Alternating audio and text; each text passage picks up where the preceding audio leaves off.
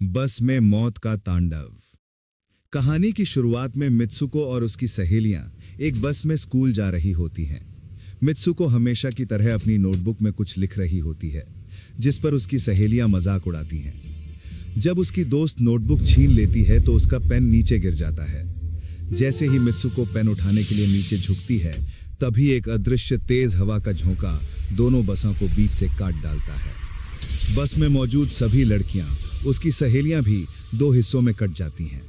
Mitsuko ये भयावह दृश्य देखकर स्तब्ध रह जाती है। नीचे झुकने की वजह से वो बच जाती है। वो डर के मारे बस से कूदकर भागने लगती है। वो अदृश्य हवा अब मित्सुको का पीछा कर रही थी।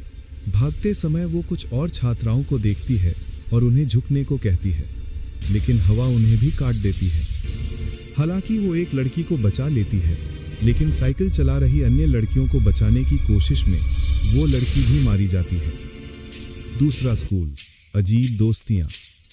डर के मारे भागते हुए मित्सुको एक नदी के पास पहुंचती है, जहां पहले से ही हवा द्वारा काटी गई लड़कियों के शव पड़े हैं। वहां वो कपड़े बदलकर एक अलग यूनिफॉर्म में एक स्कूल पहुंचती है।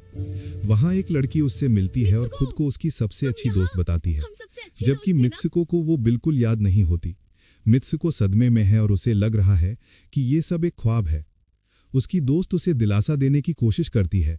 मित्सुको उसे सब बताती है, जिस पर उसकी दोस्त खिड़की से हाथ बाहर निकालकर उसे यकीन दिलाती है कि ये महज। इसके बाद मित्सुको और उसकी नई दोस्त दो और लड़कियों के साथ क्लास बंक करने की योजना बनाती हैं। झील के किनारे का रहस्य। वे चारों भागते भागते एक झील के पास पहुंचती हैं। मित्सुको की दोस्त बाकी दोनों को उसके भयानक ख्वाब के बारे में बताती है।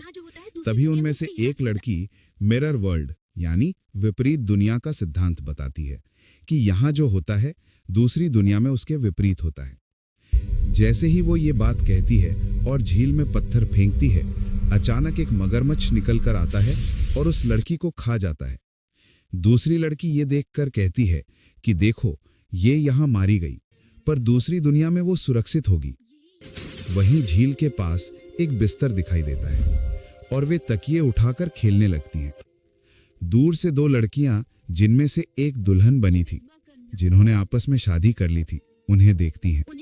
उनमें से एक कहती है कि उन्हें कुछ असंभव करना होगा, क्योंकि उनकी किस्मत पहले ही लिखी जा चुकी है, लेकिन वे इसे बदल सकती हैं। वास्तविकता। वे लड़कियां स्कूल वापस आती हैं।